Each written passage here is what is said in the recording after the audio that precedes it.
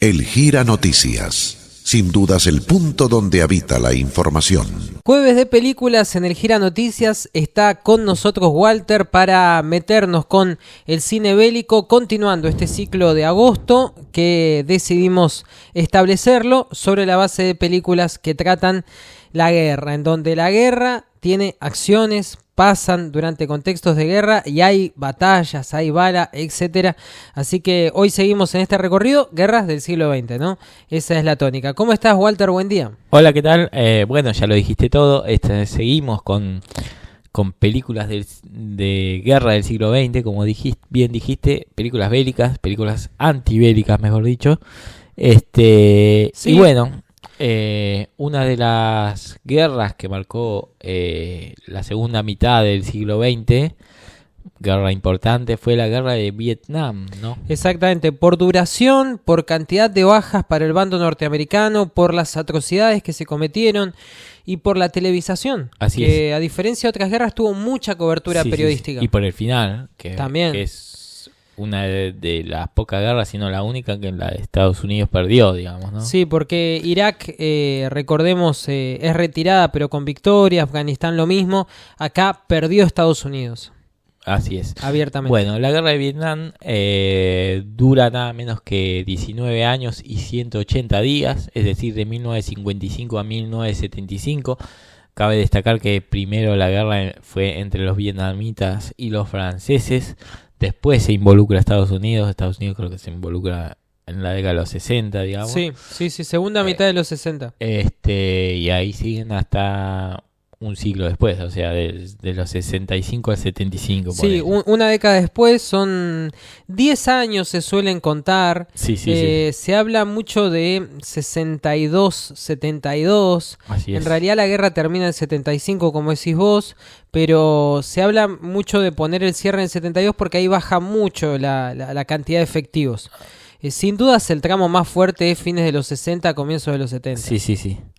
Bueno, y hablando de películas, la guerra de Vietnam fue una guerra que marcó mucho al cine estadounidense, al cine de Hollywood, en todo sentido, porque de pronto los protagonistas, incluso de películas que no son de guerras, eran veteranos de la guerra, ¿no? Me vienen a la mente películas como Arma Mortal, ¿no? Donde estos dos personajes interpretados por Mel Gibson y Danny Glover, que eran policías, eran los dos veteranos de Vietnam. Sí, el Gran Lebowski, ¿no? El Gran Lebowski, claro, exactamente, que estaba el personaje de... El amigo de Jeff Bridges. Sí. Era muy común, fue muy común en los cines de los 80 y de los 90 de Estados Unidos. Poner a veteranos. El veterano de Vietnam, sí. Sí, bueno, y hay muchos exponentes de películas. Bueno, como películas ambientadas en la guerra, tenemos Nacido para Matar, del 87, también de Stanley Kubrick, que ya lo tuvimos en la Primera Guerra Mundial. Apocalipsis Now, obviamente, de Francis Ford Coppola del 79. Esa casi entra, digámosle a la gente, claro. Casi hablamos de Apocalypse Now, al final decimos y en algún momento vamos a hablar, digamos, ¿no? Sí, en algún momento vamos a hablar de Apocalypse probablemente. Now. Sí. Buenos Días Vietnam del 87 con Robin Williams, ¿no? Que recrea ese programa de radio como Showcase, claro, sí, DJ, que no sé cómo sea, ponía canciones y arrancaba con Good Morning Vietnam. Así estaba es. Buenísimo, muy buena película. Fuimos Soldados en 2002 con Mel Gibson, no nombré Arma Mortal, acá él hace de un soldado que luchaba en Vietnam. Sí, y la hemos nombrado la semana pasada, creo, hablando de Rescatando al Soldado Ryan, la nombré a la pasada. Así es, nacido el 4 de julio. Pecados de Guerra del 89, una peli con Sean Penn y Michael Fox, también transcurre en la guerra de Vietnam. La Niña de Hanoi, una película vietnamita que habla de la guerra de Vietnam, digamos, o sea, la otra mirada. Hecha por los ganadores. Sí. Vietnam. Forrest Gump también tiene su parte de Vietnam, digamos. Y una peli interesante que vi, que es del 2022, de Operación Cerveza, que va de un tipo raro que se le ocurre llevarle cervezas, él, digamos, no fue a la guerra, pero se le ocurre llevarle cervezas a sus amigos de la infancia, digamos, que estaban peleando en Vietnam. Él viaja en Vietnam a llevarle birra a los amigos. Sí, me estaba acordando también de Los Simpson hablando del chiste, ¿no? De Seymour Skinner, el director de la escuela de Bart, Es que verdad. era veterano de Vietnam. Veterano de Vietnam. Es muy común el personaje del veterano. Y siempre con, no sé cómo explicarlo, una suerte de veterano simpático, pero que no está del todo incorporado a la sociedad. Así es, y qué bueno que no menciones esto, porque también hay películas que, aunque no transcurren en Vietnam, tiene como protagonista a un veterano de esa guerra que sigue afectado por lo vivido en combate. Un ejemplo de esto, el francotirador de 1978 con Robert De Niro. Rambo del 82. Rambo, ¿no? tenés razón. Taxi Driver del 76. Ese estuvo en Vietnam. Que Así es. La primera escena habla con uno que había estado y nombran un frente y se nota que el tipo había peleado un montón en la guerra. Sí. O la guerra del 94 con Kevin Costner, que también hace de un veterano. Ajá. Este es el único, el más humanista, digamos, de todo lo que nombré, el de la guerra, el personaje de Kevin Costner, el único que volvió con un costado más humanista que los otros, digamos. Los otros como todavía siguen combatiendo. Es cierto, sí, combaten como civiles, pero combaten. Así es. En su vida cotidiana. Bueno, y en este caso, la película que refleja mejor para mí la guerra de Vietnam, y es la que traje para hablar este jueves, es Pelotón, de 1986. Ajá, hecha por Oliver Stone. Dirigida por Oliver Stone, veterano de la guerra de Vietnam, digamos, y por eso el realismo de esta película, que es apabullante. Bueno, ¿de qué va para el que no la vio? Chris Taylor es un joven que abandona sus estudios universitarios para alistarse como voluntario en la guerra de Vietnam, donde termina en un pelotón que combate en la frontera con Camboya. Los dos suboficiales responsables del mando de la unidad son los sargentos Robert Barnes y Elias Grodin. Se enfrentan entre sí por una matanza de civiles en un pueblo que crea dos bandos en el pelotón. Taylor sufrirá el desgaste psicológico de la guerra y también la lucha interna del grupo. Está buenísima la trama, el eje, sencillo, profundo en las emociones, como en las películas de guerra que venimos trayendo. Así es. Y con una moraleja, a diferencia quizás de otras películas. Bueno, también Rescatando al Soldado Ryan la tiene. Tiene un final con un lindo epílogo. El protagonista dando un discurso. Sí. Está bueno eso. Sí. Bueno, esta película, como bien dije, Oliver Stone fue un veterano de la guerra de Vietnam. Sí. Y tardó 10 años en hacerla. Él empieza a trabajar en Hollywood como guionista. Ajá. Un Un crack Oliver Stone, para mí tiene muchísimas de hecho, cosas. Se hace conocido como guionista de El Expreso de Medianoche, Ah. que hemos hablado acá. Sí. Películas de lo que se llama El Presidio, la trajimos a propósito de eso, ¿no? Así es. Y bueno, él quería contar esta historia desde que volvió, digamos, ¿no? De Vietnam. Sí, se salvó. Y tardó 10 años en llevar el proyecto a cabo. Y bueno, fue la primera película de una trilogía sobre guerra de Vietnam que él dirigió, que Oliver Stone dirigió, seguida por Nacido el 4 de julio, la que nombré hace un rato, del 89, y El cielo y la tierra de 1993, que es una película que marca la diferencia con las otras dos, porque la protagonista es una mujer vietnamita que se enamora de un capitán estadounidense y se va a vivir a Estados Unidos, digamos. Entonces, No sabía que las tres eran de Oliver Stone. así es. El Nacido el 4 de julio lo tengo muy asociado a Tom Cruise. Nunca me había preguntado de quién era. Y mirá, así que el actor, el director era Oliver Stone. Hay que decir una cosa, Oliver Stone, no por nada es el único estadounidense que pudo entrevistar a Vladimir Putin, ¿no? Tiene su famosa entrevista al actual mandatario ruso que dura 8 horas y que es una suerte de documental que él va viajando en distintos momentos y lo entrevista a Putin. Sí. Muy interesante la charla entre los dos. Y bueno, por algo Putin acepta que sea Oliver Stone el que lo entrevista. También tuvo entrevista con Fidel Castro en su momento y con Chávez, digamos, ¿no? Es un hombre que él siempre se dijo en su ideología hacia la izquierda, se tiró en su ideología hacia la izquierda, y critica mucho al régimen, al Estado capitalista de los Estados Unidos, ¿no? Sí, sí, y diría incluso que es crítico del autoritarismo también, ¿no? Es un... Sí, votaría a Bernie Sanders. sí, totalmente. Me da sí. esa impresión, ¿no? Sí, sí, sí. Como de izquierda, pero progresista, no autoritario. No, para nada, digamos. Sí, ¿no? y alguien que, bueno, que sufrió los problemas del autoritarismo y de esto va Pelotón, Sí. del problema del autoritarismo, creo. Totalmente, sí. De hecho, Recordemos, 1986, Argentina gana la Copa del Mundo, hay un terremoto en México, si no me equivoco, ese año también Terciopelo Azul de Bueno, David Lynch, por citar otras cosas que pasaban qué ese bueno. año. Sí, nací yo también. Dicho sea de Nació paso. Walter, por Sí. favor. Sí, Este, ¿qué estoy diciendo? Lo más importante. Qué bueno que mencionas a Terciopelo Azul, porque justamente el papel de Chris originalmente fue ofrecido a Kyle MacLachlan, que es el protagonista de Terciopelo Azul, pero Ajá. lo rechazó. También se pensó en Keanu Reeves para este personaje. Al final se lo terminaban dando al polémico Charlie Sheen. ¿No? Al siempre polémico Charlie Sheen, que siempre estuvo involucrado. ¿Por qué polémico? Y porque Charlie Sheen siempre estuvo involucrado en el tema de las drogas y qué sé yo. Claro. Sobre todo más adelante, ¿no? En esa época no tanto. Está pero limpio todavía. Sí, más adelante. Y Keanu Reeves, si no me equivoco, un tiempo después, es la que yo me acuerdo, Drácula de Coppola, ¿no?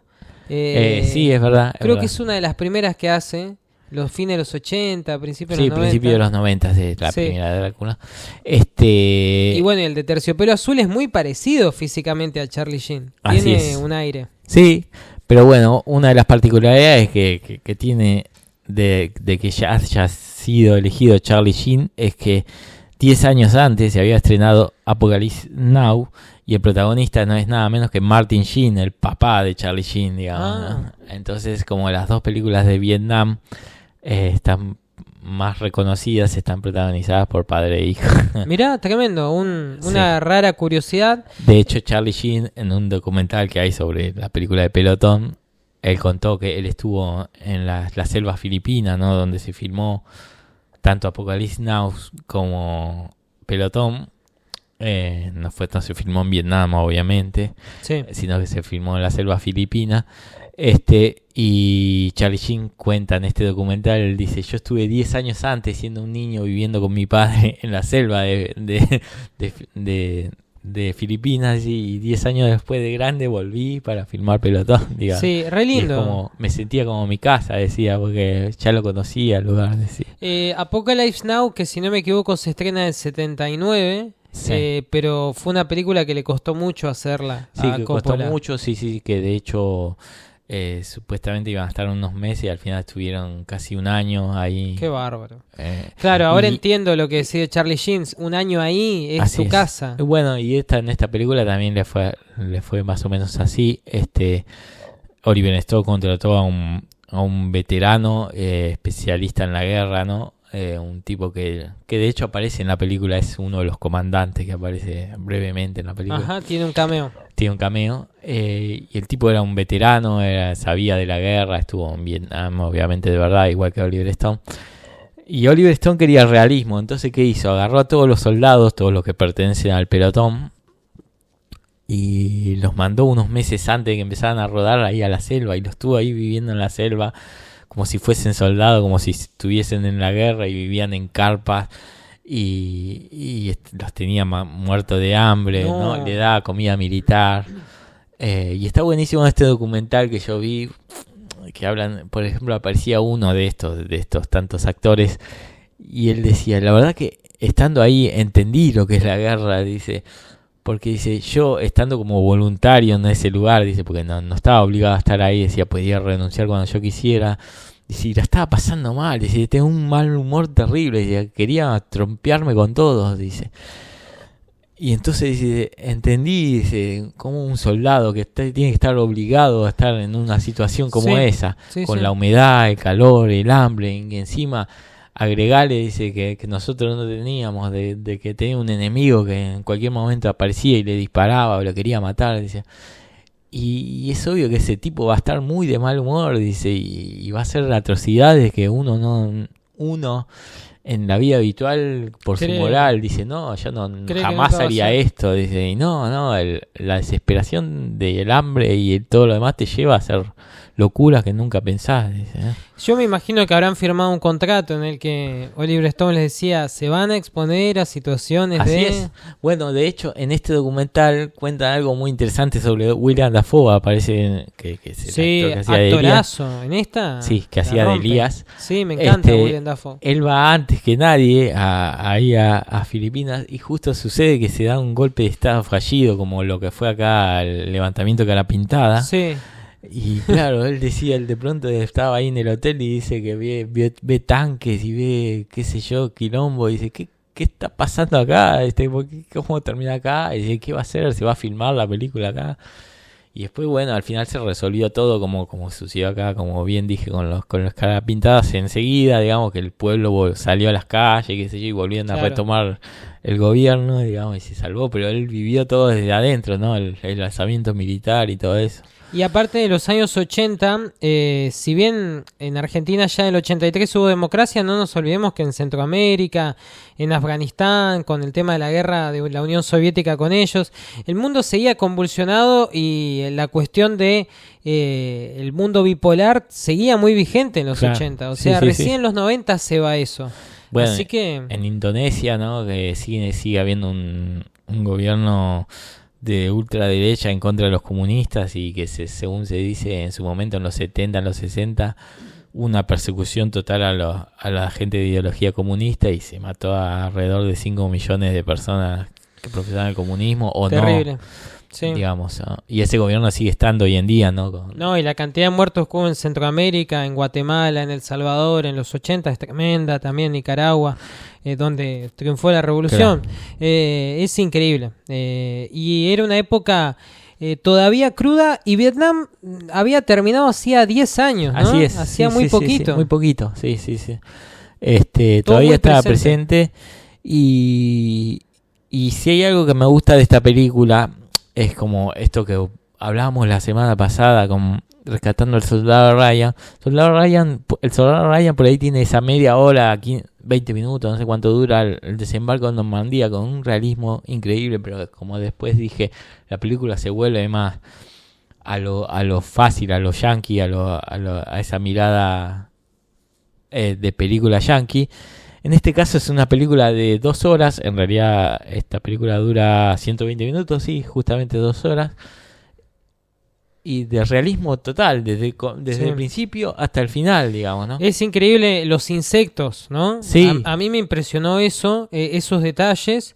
Los bichos, claro, el hambre que pasan. No, los civiles vietnamitas que, no sé, calculo que serían filipinos. Los civiles sí, que tengo un dato sobre eso que es increíble, digamos. Los civiles no sabían que estaban filmando, esto lo cuenta Johnny Depp en este documental, el propio Johnny Depp, voy a hablar de Johnny Depp, que aparece interpretando un rol menor, digamos, ¿no? El famoso Johnny Depp. Me lo perdí, no lo vi. Sí, es uno de los soldados, que es el único que habla vietnamita en la película, ¿viste? Es como el traductor. El traductor, sí. Y bueno, estaban en ese pueblo filmando y le hicieron creer a esa gente del pueblo que ellos no eran actores, sino que eran soldados incursionando de verdad, digamos, ¿no? Uy, qué duro, ¿eh? Y en un momento dado, cuando se estaba zafando todo, Johnny Depp cuenta que ve a un tipo, a un filipino, no un vietnamita, no era, que empieza a sacar un chumbo de verdad, ¿viste? Está viendo toda la situación y dice, de pronto lo vieron un par de ahí de los que estaban detrás y lo fueron, pará, flaco, tranquilo, es una cámara, estamos filmando esto, no es real. Porque el chabón estaba ya sacado que iba a empezar los tiros, ¿viste? Sí, medio, me animo a decir, se pasó de realismo, ¿no? Sí. Oliver Stone. Sí. Le podría haber salido muy mal. Sí. En algún punto. Un poco como la de Ben y Mira que estoy hablando, ¿no? Que se usaron tiros reales, que hablamos de la semana pasada. Pero para hacer una peli de Estados Unidos la verdad que se la jugó bastante. Sí. Porque en general, como hablamos de Ryan, Rescatando al Soldado Ryan, tienden a suavizarla, aflojarle, meterle un poco de pantomima. Acá fueron realistas al extremo. Al extremo, exactamente. Y sí. hasta el punto de correr este riesgo, Sí. que es el de alguien abriendo fuego. Sí, sí, sí. Y no te dan. No te dan. Ni un mínimo de resquicio de respiro, ¿no? Y Como sí, ¿sabes a mí todo que el tiempo- no sé a vos qué te generó? Por ahí alguien le agarra por el lado de la impresión o la tristeza Sí. o la melancolía. A mí me dio una bronca, Es que claro. me despertó una Es bronca. que esta película tiene algo que no tiene ni Rescatando al Soldado Ryan, como dije, ni ninguna otra película americana, que es mostrar al ejército estadounidense o a los soldados estadounidenses como humanos, digamos. Son gente que comete errores, digamos, que hasta ese momento, incluso después no se ve. Digamos, siempre el soldado americano está bien parado, siempre está parado en la línea correcta, y los otros son los incorrectos, llámese alemanes, vietnamitas o árabes, lo que sea. Y acá es la única película que el enemigo es el propio ejército estadounidense, digamos, ¿no? Estábamos peleando contra nosotros mismos. Así es. Lo dice el propio protagonista, Charlie Sheen. Sí. Sí, y a mí eso me gusta mucho. Bueno, ya que lo dijiste, en Soldado Ryan para mí ahí está el lema de fondo: todos para uno y uno para todos. Claro. Están todos para el único que quedó de los 4 hermanos, salvándole la vida. Sí. Merezcalo, le dice el capitán, una relación capitán-soldado soñada, la mejor relación Sí. capitán-soldado que puedes tener. Y acá todo lo contrario. Acá todo lo contrario, sí. El sargento estaba por encima del teniente, digamos, ¿no? Lo cagaba a pedo al teniente, digamos, más Sí. de una vez en la película, porque el tipo decía: yo tengo más peso que vos, tengo más huevo que vos, no me voy a dejar mandar por vos, le decía. Sí, Algo que no, en la y- otra película es impensable, ¿viste? Y un buen comandante, digo, un buen capitán, un buen sargento como es Willem Dafoe, Elías. No, yo estaba hablando del otro, de Barnes, que era Claro, peor, ¿viste? pero Y digo- también tenía esa... Uno bueno que es traicionado, Claro. Claro, también. que todo el tiempo le tiran palos en la rueda. Y a la vez es como que es una situación en donde están todos agotados. Están todos agotados, sí, Eh, sí. Un poco loco, porque Barnes, por ejemplo, tiene un tornillo medio flojo, ¿no? El que Sí. sería el malo, digamos. Da la impresión que consume sustancias, ¿no?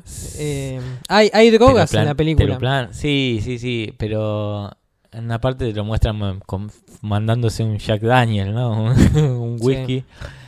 Pero sí. Bueno, lo que ha comentado el profe hablando de Vietnam, que ha sido un tema muy presente en las secciones de historia, es que no era tanto marihuana, era más Sí, heroína, claro, heroína, sí, es cierto. lo es que cierto. consumían. Bueno, en Arma Mortal, que yo no nombré, que esta película que eran 2 policías veteranos de Vietnam, que era Mel Gibson y Danny Glover, ellos justamente peleaban contra narcotraficantes que se habían conseguido su poder en Vietnam, digamos, eran todos veteranos de Vietnam que seguían con el curro, digamos, ¿no? El transporte de heroína, digamos. Duro. Willem Dafoe me parece que actúa brillante. Como... William Dafoe está increíble, sí. Tom Berenger y William Dafoe, que encarnan a los 2 sargentos, como vos dijiste. El primero era Barnes, sargento violento, ¿no? Sí, padre golpeador, Sí. todo lo que te puedas imaginar. Que no tiene reparo en torturar y matar al que se le cruce para llevar a cabo la victoria de los... A inocentes vietnamitas, sí. Exactamente. Y después estaba Elías, que era un tipo que estaba desencantado de la guerra, como vos bien dijiste, como que... De hecho que en los tiempos de descanso, Elías es piola con la tropa. Sí, cumplía su misión, Sí. Y se pero relajaba después. tampoco estaba tenso, claro. Que a mí me parecía muy loco Elías, el sargento completamente puesto de porro, de Sí, marihuana, sí. dado vuelta ahí en la hamaca Sí. mal llamada En paraguaya. ese grupito de porreros que estaban, ¿no? Que Sí, se sí, une sí. él después de Chris, Y el que protagonista. es muy loco, Chris Jean llega y se encuentra con que el propio sargento está drogado. Sí, por Y- eso, sí. Sí, y bueno, le gusta mucho jugar a Oliver Stone porque nació el 4 de julio y en esta, él retrata a 2 soldados voluntarios Así es. que voluntariamente fueron a la guerra. O sea, le gusta ese personaje más que el obligado quizás. Claro. Y bueno, los 2 sargentos estos eran como los padres adoptivos, ¿no? Dentro de todo de este protagonista de Chris Taylor. porque él empieza como adorando a uno y termina adorando al otro y se crea esta conjunción. De hecho, él al final dice en este discurso que vos dijiste, yo como que tuve mucho de los dos, digamos, Sí. tomé mucho de los dos, decía. Los dos los recuerdan mucho en su vida, Sí. forman parte de sus acciones. Así es. Y bueno, se dice, ¿no? Algunos críticos que vieron la película, que los dos sargentos representan la historia, es una especie de parábola perdida de la inocencia de Estados Unidos, ¿no? Ajá. En el sentido de que Lo que Estados representa cada uno. Sí, arrancó siendo Elías claro, y terminó siendo Barnes, digamos, ¿no? En esta guerra. En Estados Unidos en general, digamos, ¿no? Puede ser, recordemos O sea, arrancó con idealismo, yendo al 76, al 1776, a la independencia de Estados Unidos. Arrancó como, vamos a crear un nuevo mundo. y terminaron. Y terminaron convirtiéndose en justamente como vos dijiste, no sé si la semana pasada o ahora, los policías Los gendarmes. del mundo, Sí. ¿no? Bueno, yo con una ex viajamos por Estados Unidos, estuvimos 3 semanas por allí y me acuerdo que ella me decía, y yo lo sentía eso en ese momento, presidencia de Donald Trump, que Estados Unidos es una monarquía. Claro. Y que sentís eso cuando estás ahí, porque están las jerarquías tan marcadas que no pasa todavía en la Argentina. Sí, Va a sí. empezar a pasar desgraciadamente, pero todavía no pasa. En Argentina seguimos siendo más igualitarios, más plebeyos, más directos en el trato. Allá las jerarquías Claro. y la falsedad y el comercio están tan marcados. Bueno, ya un país que se dice democrático, democrático, que la se llena democracia, se llena sí. la boca de democracia, pero hace 200 años que siguen teniendo demócratas o republicanos, no existe más que eso en su gobierno. Y además de lo bipartidario, ahora además de bipartidario es bipolar, digo, son dos polos opuestos, cada vez más distintos, los Sí. demócratas y los republicanos, y cada vez más odios dentro y un montón de odios raciales y de xenofobia que no han superado, y un voto rarísimo por colegio electoral. La verdad, son los que mejor se venden y los que en su vida cotidiana peor son, Tal en el cual. sentido de la desigualdad que hay. Nadie duda que hay una clase media gigantesca, que hay poca pobreza, que hay una clase alta súper poderosa, pero los que están abajo, la clase baja, la pasa re mal. Así es. Es Sí, peor sí, que sí. acá. Es un país, en este sentido, Sí. monarquía, no te abraza. Y estos que están en la guerra, en Vietnam, Sí. a las órdenes de estos dos capitanes, Sí. nadie los abraza. Sí, Están como... refleja bastante eso, ¿no? refleja bastante eso, como los soldados serían el pueblo y ellos Sí. la dirigencia norteamericana. Da esa impresión. Sí. Sí.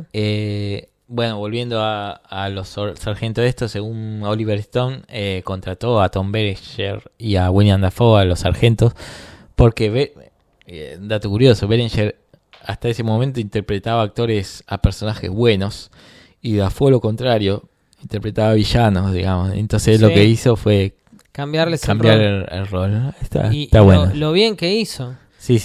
Willem Dafoe, que después haría Wild at Heart con Lynch haciendo de malo. Sí. Bueno, ni hablar del Duende Verde, ¿no? El Después Duende ya, Verde, mucho sí. tiempo después. Pero ha alternado y es hizo verdad. de Jesús también, ¿no?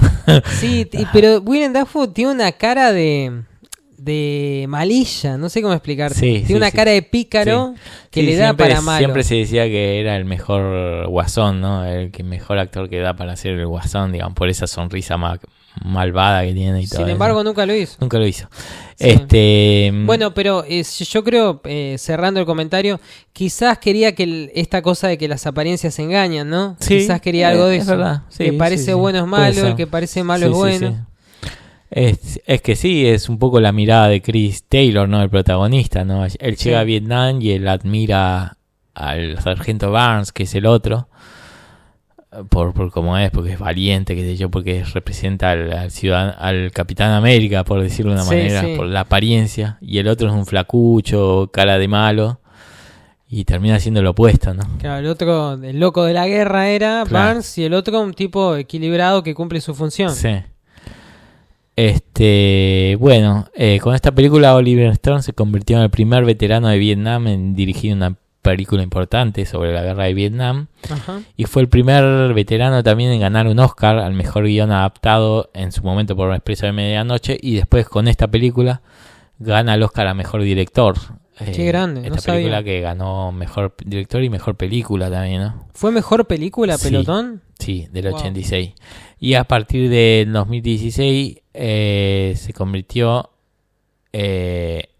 en el mejor director de todos los tiempos, ¿no? Siendo veterano, ¿no? O sea, el mejor director veterano de guerra sí. de todos los tiempos. Porque el único director de Hollywood, que también tiene un pasado en la milicia, fue Clint Eastwood, que él estuvo en el ejército durante la guerra de Corea, pero no estuvo en Corea, así que no se lo considera veterano.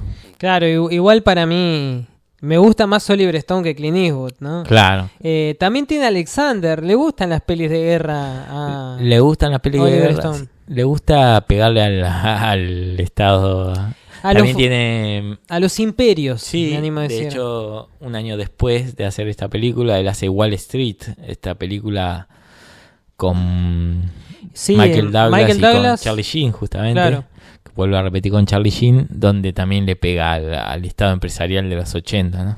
¿Y la 2 también es de él o no? La 2 también es de él. También sí. es de él, que Sí, es sí. también crítica con la crisis del Sí. 2008. Sí, Eh, siempre pegándole a Estados Unidos, Oliver Stone. Sí. Él, como dije, volvió de la guerra, había estado en el 68 en la guerra y bueno, empezó a trabajar, ¿no?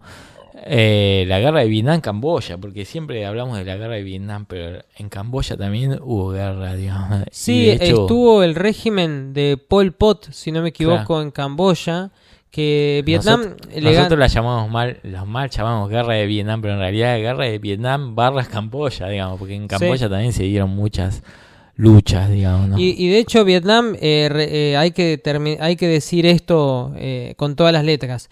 Le ganan a Francia, le ganan a Estados Unidos, le ganan a China, le ganan a Camboya. O sea, Vietnam es un pueblo guerrero que le ganó guerras a los que tiene al lado. Le ganó una guerra a China. O sea, hay que ganarle Claro. una guerra a China. Sí, Se sí, dice sí. fácil, ¿viste? Como cuando hablamos del básquet de Argentina, que Sí. somos el único Sí. que ganó medalla de oro mundial. Bueno, Vietnam dice lo mismo con Claro. las guerras. Bueno, está en la película esta In Bruges, en Brujas, que trabaja Colin Farrell, ¿viste? Y el tipo está todo el tiempo diciendo, yo estoy del lado de los vietnamitas, ¿viste? Y en un momento uno dice, che, se va a dar una guerra dentro de poco, en una tercera guerra mundial. Y decía, ¿vos de qué lado vas a estar? Y él decía, yo voy a estar del lado de los vietnamitas. Decía, ¿viste? Y Sí. sí, obviamente. Tuvieron muy pocos casos de COVID-19 también. Claro. No es menor el dato. Así todo, tenemos una amistad en común, Walter, que dice que en Vietnam no se respira mucha libertad y Mira. que se ve a la sociedad con cierta opresión. Pero bueno, Claro. es la opinión de un viajero argentino porteño y hay que desconfiar. De clase media alta, sí. Claro, hay que desconfiar de los porteños. Oliver sobre todo. Stone, como dije, volviendo a la película, fue veterano y tomó cosas que él vivió, obviamente, un montón de cosas que él vivió para aplicarlas en la película, cosas súper violentas, como una de ellas es cuando Chris Taylor, el protagonista, salva a unas niñas vietnamitas de ser violadas por soldados del ejército estadounidense. Sí. Y esto se inspiró en un incidente que el propio Oliver Stone Vivió. intervino en un asalto a una aldea de Vietnam. Toda esa situación de la aldea de Vietnam, incluyendo la violación de esas nenas o la posible violación, fue algo que él vivió en carne propia, digamos, ¿no? Que demuestra un poco la crudeza, ¿no? Y cuando la realidad supera la ficción, digamos, Sí. o está igual en este caso. Puede bueno. ser que hay una escena cortada, porque viste que a Oliver Stone, por ejemplo, se suele decir que es Preso en Medianoche. Yo la conozco la versión de todo el mundo, pero que hay una escena muy violenta que la cortaron. No sé si en Pelotón también hay una escena cortada. Probablemente. Yo Sí. lo que sí recuerdo es en Nacido el 4 de julio, que sé que las escenas de guerra, que son bastante escuetas en la versión original, Sí. bastante cortas, digamos, eran mucho más largas, duraban como 1 hora de película, al final terminó y son creo que 15 minutos, media hora de película. Sí. No es tan larga. Y la cortó bastante, pero era más larga.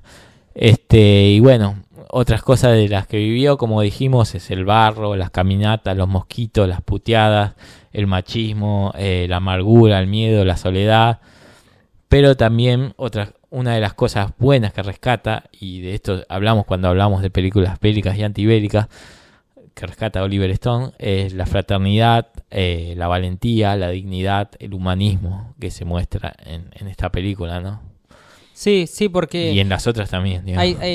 Los problemas no son tanto al interior de la tropa como con el mando, ¿no? Así es. Y entre ellos hay como cierta camaradería, o por momentos está, y en otros momentos se rompe completamente. Sí. A él se le ríen mucho porque fue voluntario, y acá sí. Hay negros, hay latinos. Hay negros, sí, y está buena la relación de él con todos, sobre todo con los negros, ¿no? Hay un negro con el que se lleva muy bien, no recuerdo el nombre de este actor, que ya lo vamos a traer en otras películas dentro de poco, que una gran película en la que él actúa.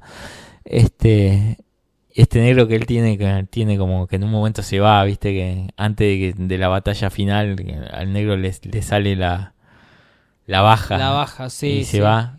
Y con él tiene una gran relación. Un saludo muy afectuoso. Sí. Y después... Bueno, dato curioso, en este documental que te cuento, una de las cosas que hace Oliver Stone, como te dije, lo mandó un mes antes, donde ellos se hicieron muy amigos y qué sé yo, y después él filma en forma lineal, ¿no? Cuando quiero decir forma lineal, que hay veces que las películas arrancan filmándose por el final y después se filma el principio y demás, ¿no? Ajá. En este caso Oliver Stone elige filmar tal cual se vio en la película, desde el principio hasta el final como se vio. Buenísimo. Y una de las cosas que él hace, que cada vez que un actor moría, uno de estos actores moría en la ficción, digamos, él al otro día lo despachaba, o sea, le estaban filmando en las Filipinas, como dije, le hacía tomar un avión y se iba. Entonces, de pronto los actores se despertaban, ¿dónde está fulanito de tal? Que ellos ya tenían una gran fraternidad, porque como dije, estaban hace un mes que estaban juntos, viste, en esa especie de campaña. Claro. No, se fue. Entonces era como el choque de, se murió en serio, porque de pronto un día está y al otro día no está, viste. Y entonces desaparece del proyecto. Claro, jugaban con esa idea de que desapareció en serio, viste. Y estaba bueno porque los afectaba a ellos de... Los actores en este documental aparecían diciendo, no, pero de pronto me llevaba bien con el fulanito de tal. Y de golpe y al otro día no estaba. Y este flaco con el que siempre nos íbamos a tomar una birra antes, cuando terminábamos de filmar y qué sé yo, y ahora me quedé solo.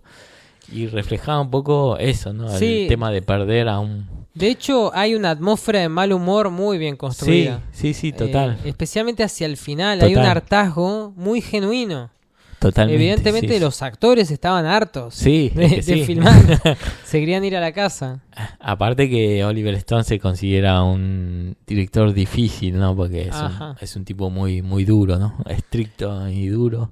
Claro. Y los tiene zumbando, digamos.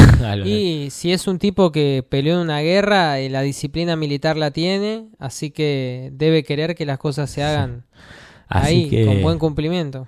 Fueron actores que la pasaron mal, pero ese pasarla mal se la transmitieron buenísimo a nivel actoral, porque sirvió para reflejar lo que vive una persona en la guerra, ¿no? Mínimamente, digamos. Claro. ¿Y cuánto tardaron en filmarla? No sé si me dijiste el dato, pero un año no me extrañaría. Y probablemente, sí. Sé que estuvieron, en este documental contaban que estuvieron un mes de campamento, sí, donde se los sometió a todos los actores, todos, la mayoría, incluso los que morían en la primera escena, a una especie de campamento militar. Algo que también pasó en la película de Rescatando al Soldado Ryan, ¿no? También estuvieron en campamento militar. Sí. Donde se los obligaba, en el caso de Pelotón, a llamarse a ellos por su nombre de personaje, no por su nombre real. Ajá. Entre otras cosas, ¿no? Y se los sometía así a hacer guardias, como hacían los soldados. Me imagino cavar pozos, claro, armar cavar trincheras, pozos, sí. Caminar bajo la lluvia. De hecho, ellos contaban que tenían lastimado las manos de tanto cavar pozos por ampollada la mano. Ampollas y esas cosas, y bueno, les servía y bajaron de peso algunos. William Dafoe contó que estuvo enfermo mal, ¿no? Porque estaban en medio de la jungla. Pero bueno, les pagaron tan bien que ni un problema, calculo. Probablemente, sí. Pero bueno, la pasaron. De hecho, hay muchos actores que fue escuela de actuación, ¿no? Porque hay muchos actores que se hicieron conocidos gracias a esta película. Para mí, Willem Dafoe es uno. Sí, Willem Dafoe había hecho papeles menores, como malos, como te digo. Sí. Vivir y morir en Los Ángeles, que es un peliculón donde él hacía de malo, es anterior a esta y él actuaba como malo. Pero bueno. Después Charlie Sheen. Charlie Sheen era... ¿Su primer protagónico es? Sí, era un actor que estaba haciendo comedias adolescentes. Hace poco hablamos de las comedias adolescentes de los 80. Y es su primer drama protagonista. Drama, sí. Claro. Sí. Y después está Johnny Depp. Este actor que hace de Barnes, que me nombraste. Johnny Depp, anterior a eso, se había hecho conocido por un papel importante en la película Pesadilla. La 1, ¿no? La 1. Sí. Y esta era así, se debería hacer su segunda incursión. Claro, su segunda como con un papel, más o menos visible. Secundario, porque ni siquiera era el protagónico. Claro. Pero a mí me sorprendió, igual que con Rescatando al Soldado Ryan, me sorprendió que vi muchas caras conocidas. Claro, Forest Whitaker estaba por ahí. Sí, Forest Whitaker. Tony Todd, que después se haría conocido por la saga de terror Candyman, que era Candyman. Claro, es verdad. Sí, había muchas caras que después se harían conocidos. Y bueno, como todas las películas de guerra, viste, siempre tienen su equipo de actores. Y a la vez me da la impresión que la guerra muestra lo que son las personas, ¿no? Quiero decir, de esta charla y de lo que venimos hablando antes de Segunda y Primera Guerra, me da la impresión que el verdadero ser humano se ve en la guerra. En el sentido de, estás en una situación de límite entre la vida y la muerte, tenés que cuidar lo más preciado, que es tu propia vida, y un objetivo, que es derrotar al enemigo o la voluntad de combate del enemigo. Entonces ahí se expone todo, tu nivel de paciencia, tu nivel de generosidad, tu nivel de compañerismo. Así es. Y todas estas películas muestran eso, que si el que quiere estudiar, como se suele llamar, antropología filosófica, cuál es la esencia del ser humano, en la guerra tiene un gran terreno en donde ver las aristas de las personas. Va por ese lado. Así es. Y bueno, una de las cosas que hace increíble Oliver Stone es el enemigo invisible, ¿no? Que ya lo vimos en Ben y Mira, que los vietnamitas prácticamente no aparecen. Prácticamente no están. Todo lo contrario a Rescatando al Soldado Ryan. Claro. O incluso también 1917 que tiene cierta incursión, sí. Pero en este caso es muy poco lo que se ven. La mayoría de las veces que alguno muere por una trampa o de un modo dudoso, vamos a decir. Sí, diría que los mata más la selva y la guerra intestina entre ellos que el enemigo en sí mismo. Sí, el enemigo recién aparece en la batalla final, digamos, ¿no? Ahí se los ve de lleno, digamos, pero hasta ese momento era como apariciones muy esporádicas en la película. Sí, y tengo entendido que Vietnam fue muy así. Sí. Tuvo mucho de eso. Sí. Desde ese lugar hay que entenderlo. Bueno, estaban los huecos, ¿no? Esos túneles que cavaban. Que dicen, tengo un amigo que fue a Ho Chi Minh y me decía que los túneles a él le daba claustrofobia andar por ahí. Que hoy son un atractivo turístico y que son para un ser humano de 1,50 m, 1,60 m y que lo pasás mal. Él es alto, mide 1,90 y lo sufría estar en el túnel. Bueno, que incluso tenían hasta sanatorios, ¿no? Abajo de la tierra los vietnamitas. Hacían obras de teatro abajo de la tierra. Sí. Había un mundo aparte. Un mundo aparte, sí. Sí. Así que, y desde ese lugar, desde las entrañas de la selva y desde la lucha subterránea por momentos de guerrilla, lograron derrotar a Estados Unidos. Bueno, para terminar y un poco para darle un cierre a esta gran película que la verdad recomiendo, es una de mis películas favoritas. Déjame terminar con una frase de Chris Taylor que dice en la película, ¿no? Que refleja un poco todo esto que venimos hablando. Dice: pues aquí estoy anónimo, con chicos que a nadie importa un carajo. Vienen de ninguna parte, muchos de ellos. Ciudades pequeñas de las que nunca has oído hablar. Pulaski, Tennessee, Brandon, Mississippi, Port Van, Utah, Wampum, Pensilvania. 2 años en el instituto como mucho. Con suerte a la vuelta les espera algún trabajo en fábricas, pero la mayoría de ellos no tienen nada. Son los pobres, los marginados. Sin embargo, luchan por nuestra sociedad y nuestra libertad. Extraño, ¿no es cierto? Son gentuza y lo saben. Tal vez por eso se llaman a sí mismos grunts, porque pueden soportarlo todo. Son los mejores que he visto, abuela. Son el corazón y el alma de América. Qué bueno, esa frase que está en la primera parte de la película sí. Es muy conmovedora. Me la hiciste acordar, me la había olvidado y es buenísima. Eso y el final me parecen espectaculares, sí. de Pelotón. Sí. Un auténtico clásico de Oliver Stone, Su pasaporte a la eternidad. Pelotón, gran película de guerra, Vietnam y el peor lado de los Estados Unidos. Aquí en el Gira Noticias hacemos una pausa y nos metemos con los estrenos de la semana. Si usted desea publicitar o promocionar su producto, comercio o servicio en el Gira Noticias, comuníquese al 0297 411 4990 o a través de nuestro Instagram, @elgiranoticias. Con gusto resolveremos sus dudas e inquietudes y le brindaremos la solución que está necesitando. Este es el programa de P3 Producciones 3, promueve ventas en radio y TV, su departamento radio. Volvemos tras la pausa en el Gira Noticias, hoy con la Walterpedia de los clásicos y los estrenos. Walter con nosotros recorriendo películas. Recién hablamos del clásico de todos los tiempos del cine bélico que es Pelotón. Y vaya fecha, Walter, hoy 17 de agosto, aniversario de la muerte de don José de San Martín. Es verdad. Que peleó en otra guerra, ¿no? Sí, del siglo XIX. Estamos en un especial de películas de cine de guerra ambientado en el siglo XX. Siglo XX, exactamente. Así que por eso no entró Revolución, por ejemplo. Sí, o El Santo de la Espada, ¿no? Si claro. se quieren, como películas para recomendar. Para el siglo XIX. Recuerden, nos ayuda muchísimo que se suscriban a nuestra página de YouTube, @elgiranoticias, así nos encuentran. También pueden ir a nuestro Instagram, @elgiranoticias, y nos dan seguir, nos dan una mano grande a todos los que hacemos este programa, y nos pone felices también que nos sigan a través de las redes sociales, a través de nuestro canal de YouTube. Venimos contentos por ello. Y como dije antes, digamos... Es un clic. Es un clic. Un dedo donde dice suscribirse, apretan con el dedo y ya están suscritos. Y a nosotros nos sirven un montón, digamos. Eso. Entran en YouTube, @elgiranoticias, le dan suscribir y nos dan una gran mano.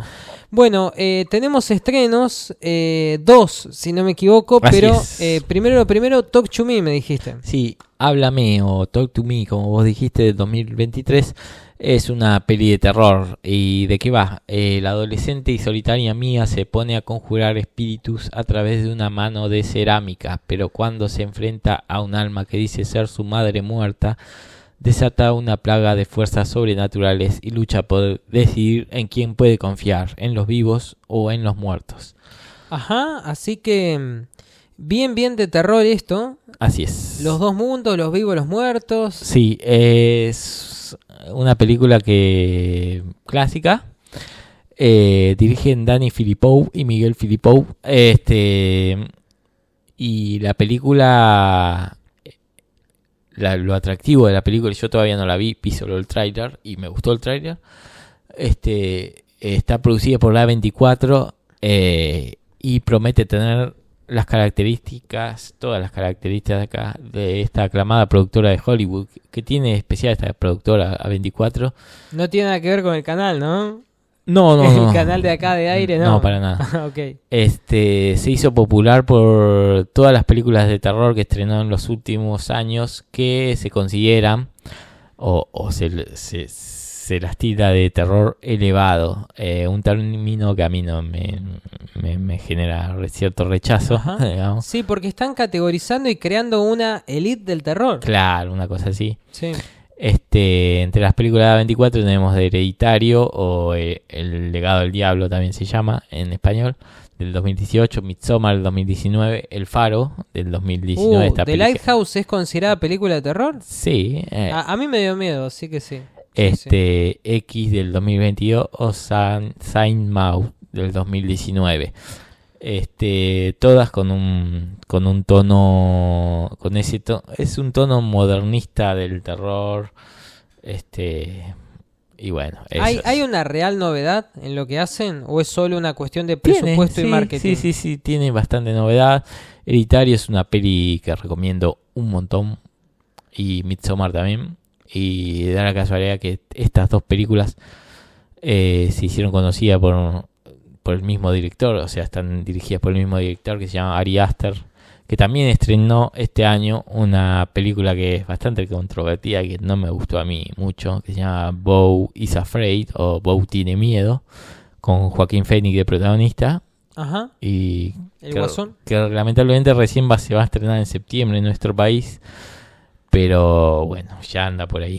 Sí, ya la nombraremos, ¿no? Si se va a estrenar dentro de poco, el mes que viene la vamos a nombrar. Pero bueno, la productora A24 se hizo grande y conocida. Este año justamente dejó su huella en Hollywood porque es la productora de las dos películas más ganadoras del Oscar en entrega de premios del 2023, que son Everything Everywhere All Once o Todo en Todas Partes, esta que ganó el Oscar. Tiempo, sí. Y The Whale, la de Brendan Fraser, el gordito. Pero las dos muy distintas. Las dos muy distintas, las dos producidas por A24 y justamente... The Whale recontra teatral, a mí es la que vi y me gustó mucho. Todo pasa en una habitación, en una casa, sí. Pocos actores, poco presupuesto. Está basada en una obra de teatro. Sí, me imaginaba. Y bueno, digo poco presupuesto, pero el maquillaje es impresionante, por eso ganaron de mejor maquillaje y mejor actor. Pero muy distinto a la otra, que es vertiginosa, cambiante, que va de un lado para el otro, con el vínculo de la madre, su hija, la lavandería. Es verdad. Muy diferentes, pero bueno, la llave del éxito la tiene esta productora A24. En este año. Claro, que está sonando mucho últimamente y que, como dije antes, está muy abocada al terror, y bueno. Sí, y en estos dos casos ya incursionando en otra cosa. En otras cosas, sí. Y bueno, en este caso tienen esta película. En este caso tienen esta película que, bueno, apuesta una cosa más del cliché del terror con adolescentes que pelean contra demonios y fantasmas pero capaz que nos sorprenda, ¿no? Capaz que está buena. Y como dije, las películas de terror como El Faro justamente tienen un terror distinto,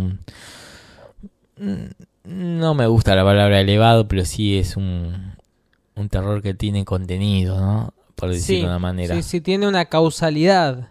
Sí. Se entiende de dónde viene que ese personaje sufra esto. Claro. Porque a veces son sencillamente espíritus que tocaron en una casa, en un cementerio. Sí. Y uno dice, bueno, mudate, va. Uno cae a veces en lo doméstico. Así es. Y es distinto a cuando tiene unas explicaciones mucho más profundas ligadas a el sufrimiento de un personaje. Y bueno, además cuando la estética está bien elegida y cuando no se cae en el efectismo. En el jump scare, como vos nombrás tantas veces. Uno de los casos de Midsommar y de Hereditario, que son estas dos películas que yo recomiendo, también producidas por A24, es que son películas que tienen un gran contenido dramático, ¿no? Aparte del terror, sí. Sobre todo Hereditario, que tiene mucho tema de relación de la familia, ¿no? Y dentro de todo me recuerda un poco al Exorcista, la que yo considero la mejor película de terror de todos los tiempos, donde la presencia de lo dramático y lo familiar está presente junto con el tema de la posesión y todo eso, digamos, ¿no? Y si no tuviera ese arco dramático de la madre luchando por recuperar a su hija y el cura luchando con sus demonios internos, no tendría toda la potencia, el peso ese que tuvo esta película. Y en este caso pasan, por lo menos en estas dos películas que vi, y también quizás en El Faro, sí, también van con eso. ese Sí. peso dramático de los personajes que le dan un peso fuerte. Y creo que ahí es donde se las titula de terror elevado, ¿no? Por un terror Claro, más. podríamos decir que una buena película de terror no es solo una película de terror. Claro. Es un poco más, es un drama, es una historia humana. Sí. Que Relacionado, pone en juego más claro, cosas. Claro, exactamente. Bueno, como último dato de esta película tengo que los directores, como dije, Danny y Michael Philippou, que son hermanos claramente, son creados, no los tengo mucho, pero sé que son creadores de un canal de YouTube llamado Rafka, Ajá. donde combinan comedia de terror con elementos grotescos y todo eso. Esto, digamos, justamente, crean un terror efectista bastante barato pero que tiene muchos fans, o sea, muchos seguidores y según sé son bastante efectivos, ¿no? En sus videos de YouTube o de YouTube. Así que tienen muchos seguidores. Así que sí, pero esta es su primera incursión en la pantalla grande, así que veremos cómo le va con esta película. Claro, cómo responde el seguidor de plataforma, Sí. de streaming, si va al cine o no, también. Así es. Por lo pronto, el tráiler pinta bien. Buenísimo. Y- Bueno, ese es uno de los estrenos de la semana. Sí. Terror, netamente hablando. Y después... Como segunda estreno, tenemos para los chicos una animación, Las Tortugas Ninja, Caos Mutante. Ajá. Y bueno, vamos con la sinopsis. Después de pasar años apartadas del mundo humano, las hermanas tortugas se proponen ganarse el corazón de los habitantes de Nueva York y que las acepten como quinceañeros normales, llevando a cabo actos heroicos. Su amiga April O'Neil le ayuda a enfrentarse a un misterioso sindicato del crimen, pero pronto se ven superados ante el ataque de un ejército de mutantes que se abalanza sobre ellos. Bueno, tenemos una animación de las Tortugas Ninja, ¿no? Las famosas y queridas Sí. Tortugas Ninjas. Hemos hablado ya de las Tortugas Ninja. Hemos hablado, sí, porque cada tanto se estrena alguna película alguna animada de las cosa. Tortugas Ninja. Pero una cuestión. La original es en carne y hueso. Podría decirse que sí, hay muchas. Es que, Pero la que veíamos en el cable en los 90, Walter, mira, ¿no era en carne y hueso? sí, esa es de carne y hueso. Bueno, carne y hueso eran nombres disfrazados, ¿no? De las tortugas. Claro, sí. Sí. Esa sí, creo que hubo 3 o 4 ¿Temporadas o...? No, películas. Películas con ese estilo. La primera tuvo éxito, la segunda no tanto. Pero- 3 creo que fueron. Sí, La tercera estaba bien, que siempre la pasaban por Telefe, ¿no? claro, Una que claro. ellos viajaban en el tiempo.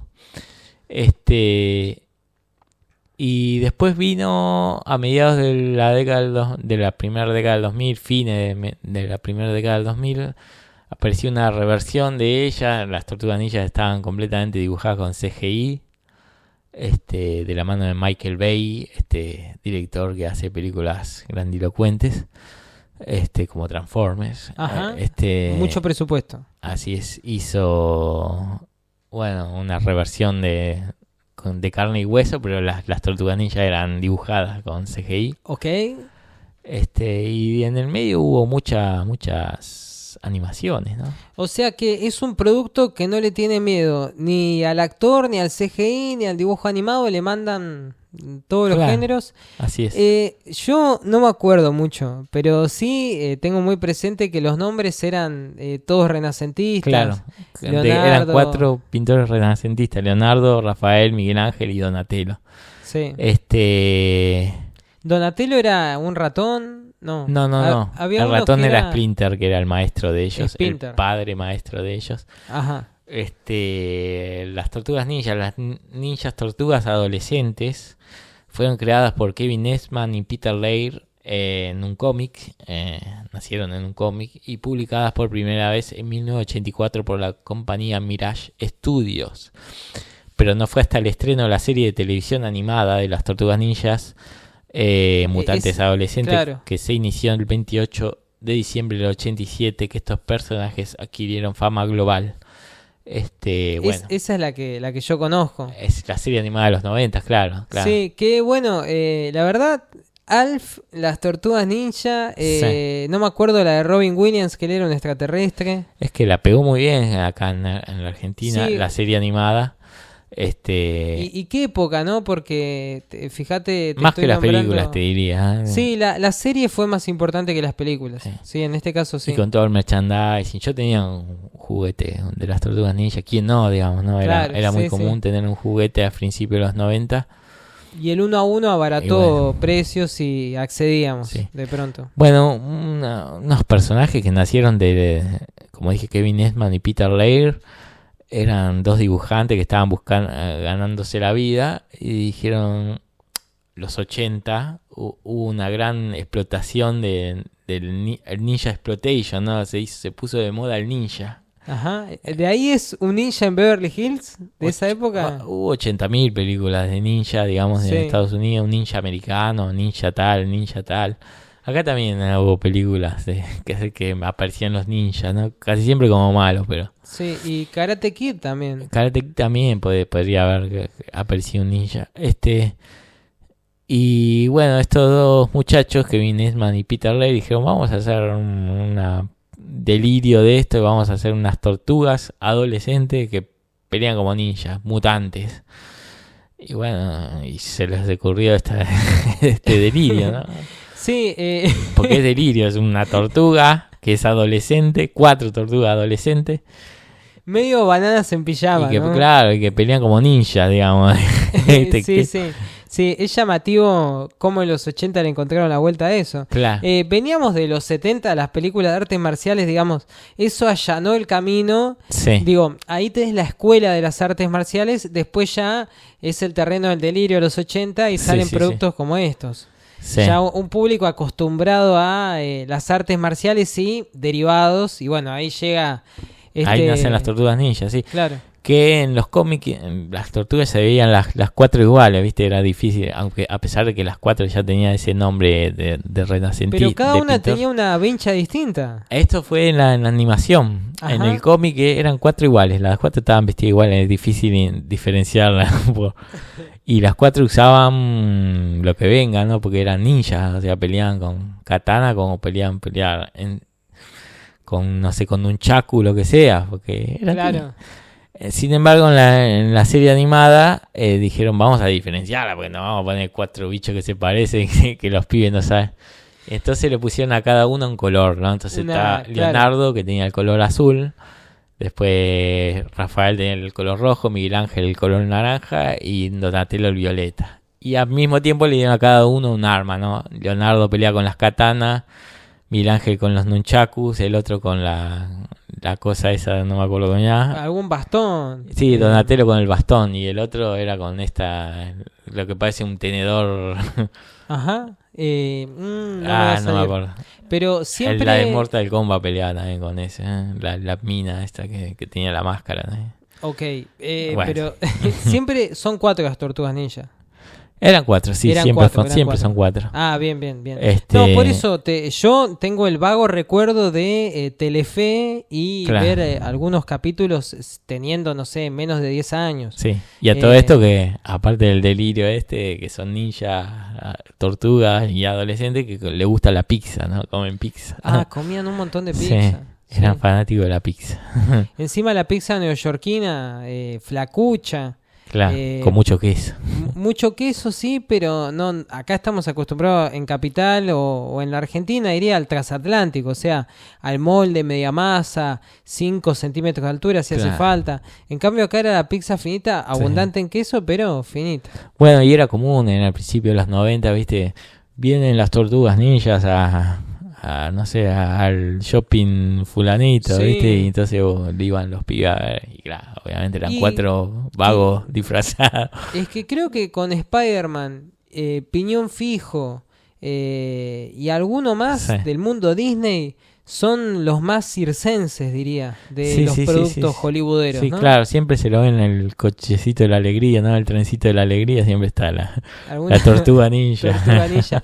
Sí, se adaptan mucho a al ámbito conurbanesco Claro. o de nuestros centros, una tortuga ninja con unos globos por allí. Sí. Así que El bueno, ayer vi a Luigi, bueno, perdón, una anécdota, perdón, a Luigi en un trencito de la alegría. bueno, dicho sea de paso, es tremendo como Mario rejuveneció con la película, ¿eh? Mario Digo, rejuveneció, claro. nunca se fue Mario, para mí siempre logró vivir, pero ahora está con todo y bueno, ni hablar la Barbie manía. Ya estamos en lo profundo de agosto, pero todavía ves gente de rosa en la calle en Capital Federal y vos ya sabés que están yendo a ver Barbie. Claro. Porque Claro. a Barbie se va de rosa. Sí, así dijeron, así pusieron Así hay que hacer, sí. Lo la hice temática. así y mis amistades también. Así que no sé en tu caso, Walter, pero yo saqué a lucir algún atuendo rosa para ver Barbie y con las tortugas ninja no creo hacer mucho. Claro. No me voy a poner el tampoco caparazón. pide, no. No Quizás pide- lleve un cuadro de Leonardo, no sé. Con una estampita de Leonardo da Vinci en el Claro, bolsillo. la Mona Lisa, sí. Con eso alcanza. Bueno, para verla en el cine, en los cines de Sud está de estreno Las Tortugas Ninja, pueden verla. Y también Talk to Me, el otro estreno de esta semana, terror y diversión. Y Así película es. para niños, para todo el mundo, apta para todo público, Las Tortugas Ninja. Bueno, así como otro dato que quiero decir antes de que terminemos, es que el elenco está, pero en la versión original, el elenco está conformado por grandes estrellas de esta película que le ponen la voz, ¿no? Jackie Chan, Ajá. Seth Rogen, John Cena, que es el luchador de WWE, y Paul Rudd, que es el actor que hace ¿Paul Rudd? de Ant-Man en la Ah. saga Marvel. ¿Esto en la peli que estamos estrenando o en Las la Tortugas histórica? Ninja, las Tortugas Ninja, en la peli esta que estamos estrenando, digamos. Excelente. Que de hecho Seth Rogen está como productor. Seth Rogen hace mucho película delirante, comedia delirante, fumeta, digamos. Así que no sé, capaz que tira para ese lado. ¿No? Veremos. Es lo único que le falta a las Tortugas Ninja. Excelente, entonces la recomendación, el clásico Pelotón. Pueden verlo en Amazon Prime Video y los estrenos de la semana en los cines de Sud está Talk to Me y Las Tortugas Ninja, una nueva reversión de este clásico ochentoso noventero. Gracias, Walter. Nos vemos la semana que viene. Bueno, nos vemos con más películas de guerra. Nos queda todavía recorrido por andar en esa senda. Ahora mismo pausa y ya continuamos con más en este mediodía de Gira Noticias.